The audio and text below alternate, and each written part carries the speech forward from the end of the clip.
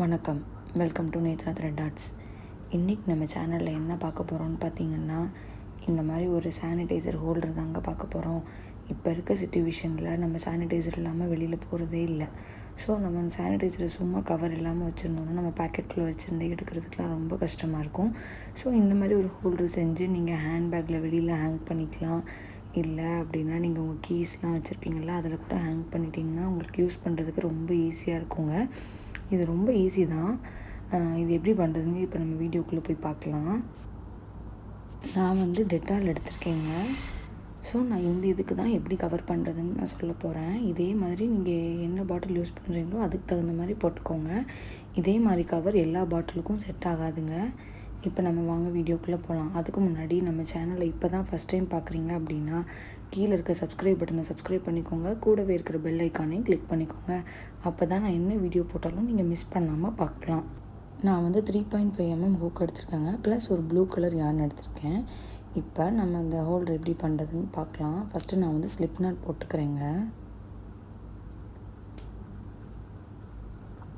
Slip not போட்டுட்டு நான் வந்து ஒரு 12 செயின்ஸ் போட்டுக்கிறேங்க.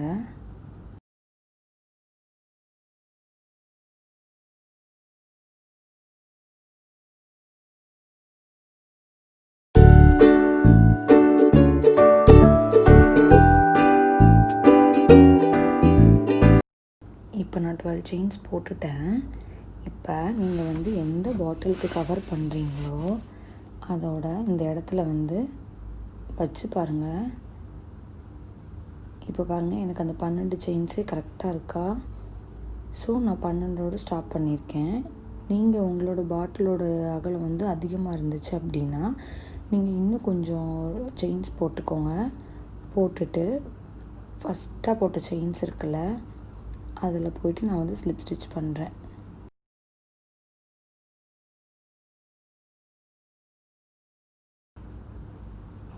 இப்போ நான் ஸ்லிப் ஸ்டிச் பண்ணிட்டேன். இப்போ நான் இந்த ரவுண்டில் தாங்க ஒர்க் பண்ண போகிறேன். நான் 12 செயின்ஸ் போட்டேன்னா ஸோ நான் இதை அப்படியே டபுள் ஆக்குறேன். அதாவது 24 சிங்கிள் க்ரோஷெட் இந்த ரவுண்டில் போடுறேன். நீங்களும் அதே மாதிரி எத்தனை செயின்ஸ் போட்டிங்களோ அதை அப்படியே டபுள் ஆக்கி ஃபஸ்ட் ரவுண்ட் மட்டும் போட்டுக்கோங்க. இப்போ ஃபஸ்ட்டு சிங்கிள் க்ரோஷெட் போடுறேன். அந்த ரவுண்டுக்குள்ளே என்னோடய ஹூக்கை விட்டு அந்த யான் எடுக்கிறேன். இப்போ 2 லூப்ஸ் இருக்கா, 2ஐயும் சேர்த்து நான் வெளில எடுத்துட்டேன். நான் ஏன் சிங்கிள் க்ரோஷெட் போடுறேன்னு பார்த்தீங்கன்னா, இந்த ஹோல்டரை பாருங்கள் எவ்வளோ நெருக்கமாக இருக்குல்ல தையல்லாம். இதுக்காக தாங்க சிங்கிள் க்ரோஷெட்டை யூஸ் பண்ணுறது. நீங்கள் வேறு என்ன ஸ்டிச் வேணாலும் நீங்கள் யூஸ் பண்ணிக்கலாம். ஒரு சிங்கிள் க்ரோஷெட் போட்டிருக்கோமா, இதே மாதிரி இந்த ரவுண்ட் ஃபுல்லாக மொத்தம் நான் இன்னும் 23 சிங்கிள் க்ரோஷெட் போடணுங்க. மொத்தம் 24 சிங்கிள் க்ரோஷெட். நான் இது ஃபுல்லாகவே போட்டுட்டு உங்களுக்கு எப்படி இருக்குதுன்னு நான் காட்டுறேன்.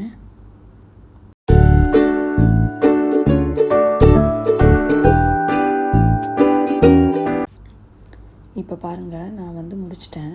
இப்போ ஃபஸ்ட்டாக போட்ட சிங்கிள் க்ரோஷெட் இருக்குல்ல, அதில் போயிட்டு நான் வந்து ஸ்லிப் ஸ்டிச் பண்ணுறேன்.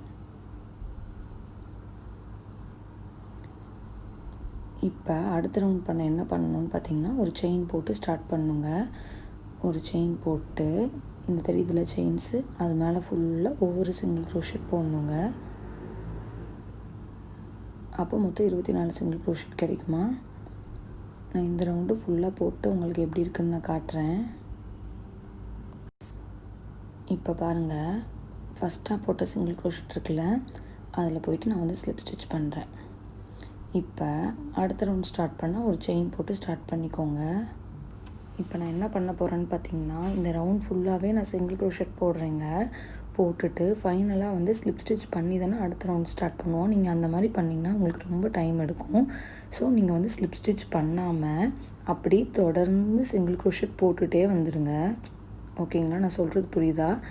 இப்போது அந்த இடத்துல ஸ்லிப் ஸ்டிச் போட வருவீங்கள்ல, அப்போது ஸ்லிப் ஸ்டிச் பண்ணக்கூடாது. பண்ணாமல் அப்படி தொடர்ந்து பண்ணிவிடுங்க. அது ஸ்லிப் ஸ்டிச் போட்டு கூட நம்ம பண்ணலாங்க. என்ன கொஞ்சம் நமக்கு வந்து டைம் சேவ் ஆகும். அதுக்காக தான் நான் வந்து இப்படி பண்ணுறேன். நான் இதே மாதிரி என்னோடய பாட்டிலுக்கு எவ்வளோ தூரம் வேணுமோ அவ்வளோ தூரம் நான் போட்டு உங்களுக்கு காட்டுறேன் எப்படி இருக்குன்னு. இப்போ பாருங்கள், நான் வந்து இவ்வளோ தூரம் போட்டிருக்கேன். இப்போ பாட்டிலை வச்சு பார்க்குறேன் பாருங்கள். இப்போ பாருங்கள் கரெக்டாக இருக்கா எனக்கு. ஸோ நான் இதோட ஸ்டாப் பண்ணிக்கிறேங்க. இப்போ நான் வந்து க்ளோஸ் பண்ணுற மாதிரி பண்ண போகிறேங்க. ஸோ நான் இந்த பக்கம் வந்து ஒரு பட்டன் வச்சு தைக்கிறேன். இந்த பட்டன் வச்சு தைச்சிட்டு காட்டுறேன் எப்படி இருக்குன்னு. இப்போ பாருங்கள், நான் தைச்சிட்டேன். இப்போ நான் அங்கேருந்து இங்கே ஒர்க் பண்ண போகிறேங்க. அதாவது நான் வந்து ஒரு 20 செயின்ஸ் போட்டுக்கிறேங்க.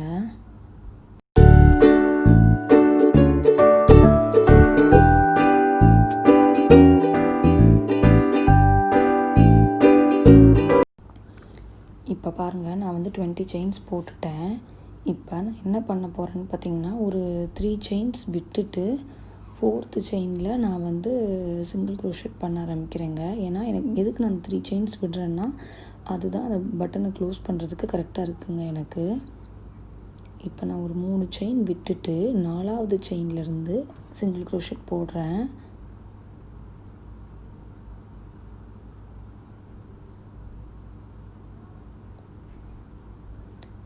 இதே மாதிரி கீழே இருக்க செயின்ஸ் வரைக்கும் ஃபுல்லாகவே போட்டுட்டு காட்டுறேன்.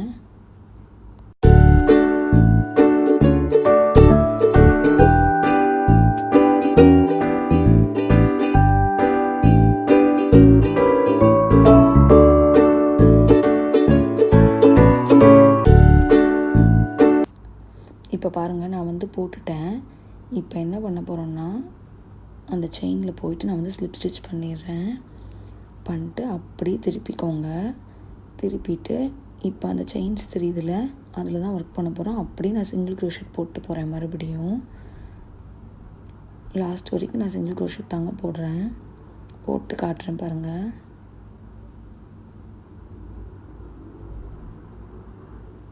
இப்போ பாருங்கள், நான் இங்கே வரைக்கும் போட்டுட்டேன்.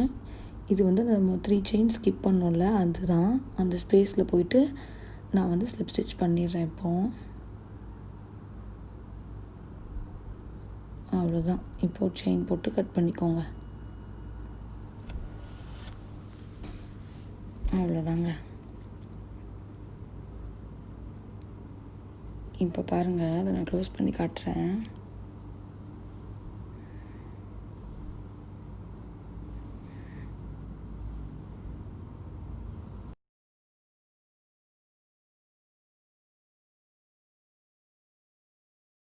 நம்ம ரொம்ப சீக்கிரமே பண்ணிடலாங்க இது. இப்போ இது பிளெயினாக இருந்தால் நல்லா இருக்காதுல்ல. ஸோ நான் இதுக்கு மேலே வந்து ஒரு சின்ன பூ வந்து வச்சு தைக்கிறேங்க. அதுக்கு நான் வந்து 2 mm ஹூக் எடுத்திருக்கேங்க.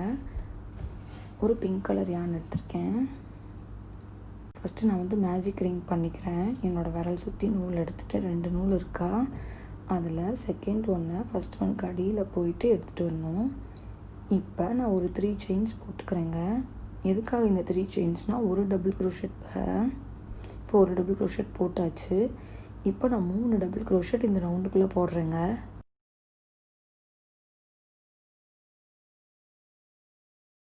ஒன்று போட்டுட்டேன். இப்போ 2வது ஒன்று போடுறேன். இப்போ 3. ஓகேவா? இப்போ 4 டபுள் க்ரோஷெட் போட்ட மாதிரி ஆயிடுச்சுல. இப்போ இந்த ரவுண்டுக்குள்ளேயே என்னோடய ஹூக்கை விட்டு நான் வந்து ஸ்லிப் ஸ்டிச் பண்ணிக்கிறேங்க. ஓகேவா? இப்போ அந்த ஃப்ளவரில் ஒரு பெட்டல் நம்ம வந்து செஞ்சிட்டோம். இதே மாதிரி நான் வந்து இன்னும் 4 பண்ணுறேங்க. உங்களுக்கு வந்து 3 போதும் அப்படின்னா நீங்கள் 3 பண்ணிக்கலாம். நான் வந்து மொத்தம் 5 பண்ணுறேன். அதில் வந்து ஆல்ரெடி ஒன்று பண்ணிட்டேன்னா, ஸோ நான் மிச்சம் 4ஐயும் பண்ணிவிட்டு உங்களுக்கு காட்டுறேன் எப்படி இருக்குன்னு. சேம் அதே மாதிரி தாங்க, 4 டபுள் க்ரோஷெட் போட்டு அந்த சென்டரில் போயிட்டு ஸ்லிப் ஸ்டிச் பண்ணிடணும். திருப்பி 4 டபுள் க்ரோஷெட் போட்டு சென்டரில் போய் ஸ்லிப் ஸ்டிச் பண்ணணும். அவ்வளோதான்.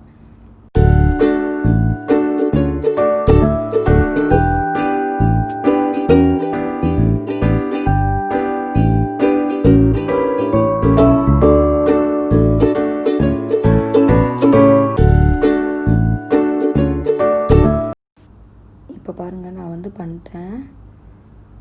ஸோ நான் ஒரு செயின் போட்டு கட் பண்ணிட்டேங்க. அவ்வளோதான். இப்போ இந்த பூவை அந்த ஹோல்டர் மேலே வச்சு நான் தைச்சிட்டு காட்டுறேன் உங்களுக்கு எப்படி இருக்குன்னு.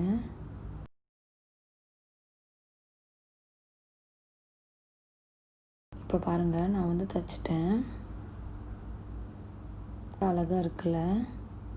இப்போ நான் என்னோடய பாட்டில் வச்சு கட்டுறேன் பாருங்கள். அவ்வளோதான். ஓகே ஃப்ரெண்ட்ஸ், இந்த வீடியோ உங்களுக்கு பிடிச்சிருந்துச்சுன்னா லைக் பண்ணுங்கள், ஷேர் பண்ணுங்கள், கமெண்ட் பண்ணுங்கள். நன்றி.